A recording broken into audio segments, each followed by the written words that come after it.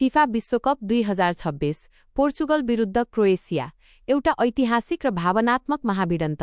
FIFA विश्वकप 2026 coulomb round of 32 अन्तर्गत क्यानाडाको Toronto स्टेडियममा हुन गइरहेको पोर्चुगल र क्रोएसिया बीचको भिडन्त केवल एउटा फुटबल खेल मात्र होइन, यो इतिहास, विरासत र गहिरो भावनाको अनुपम सङ्गम हो।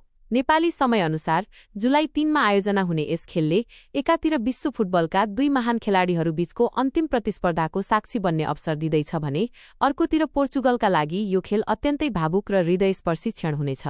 दुई लिजेन्डको अन्तिम नृत्य, रोनाल्डो र मोड्रिच। यस खेलको सबैभन्दा ठूलो आकर्षण पोर्चुगलका कप्तान क्रिस्टियानो रोनाल्डो र क्रोएसियाका नायक लुका मोड्रिच बीचको मैदानको भेट हो।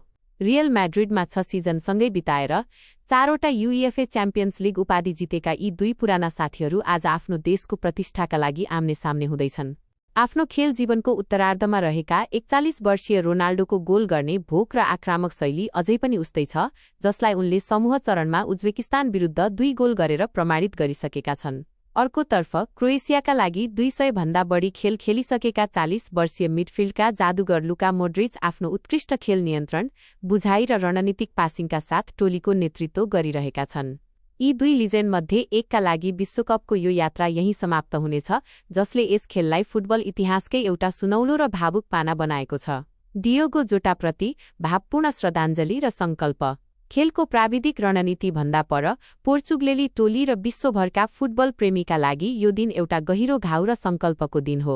ठ्याक्कै 1 वर्ष अघि अर्थात् जुलाई 3, 2025 मा पोर्चुगल तथा लिभरपुलका प्रतिभावान फरवार्ड डियोगो जोटा र उनका भाइ एन्ड्रे सिल्भाको स्पेनमा भएको एउटा दुःखद कार दुर्घटनामा असामयिक निधन भएको थाहा पाउँदा सम्पूर्ण खेल जगत स्तब्ध भएको थियो। 28 वर्षको अल्पायुमै संसार छोडेका जोटाको यो पहिलो स्मृति दिवस हो। पोर्चुगलका प्रशिक्षक रोबर्टो मार्टिनेज र सम्पूर्ण टोलीले यो विश्वकपको यात्रा आफ्ना दिवंगत साथी जोटाका लागि समर्पित गर्ने प्रण गरेका छन्। मैदानमा उत्रदा पोर्चुगलेली खेलाडीहरूको जर्सीमा मात्र होइन, उनीहरूको मुटुमा पनि डियोगो जोटाको सम्झना र सम्मान रहनेछ। यो भावनात्मक शक्तिले पोर्चुगललाई मैदानमा झन बढी दृढ, एकताबद्ध र आक्रामक बनाउने निश्चित छ। खेलको रूपरेखा र निष्कर्ष। खेलको प्राविधिक पक्षलाई हेर्दा पोर्चुगलसँग ब्रुनो फर्नान्डेस, जोआओ फेलिक्स र रुबेन डियास जस्ता खेलाडीहरूको बलियो र सन्तुलित टोली छ भने क्रोएसियासँग जोस्को ग्वार्डियोल र माटेओ कोभाचिच जस्ता अनुभवी र रक्षात्मक पर्खालहरू छन्। दुवै टोली समूह चरणका उतार-चढावलाई बिर्सेर नकआउट चरणको यस अग्नि परीक्षा पार गर्दै राउन्ड अफ 16 मा पुग्न आफ्नो सम्पूर्ण शक्ति लगाउनेछन्। अन्ततः टोरन्टोको मैदानमा हुने यो महाभिडन्त केवल गोल र जित-हारमा मात्र सीमित हुने छैन।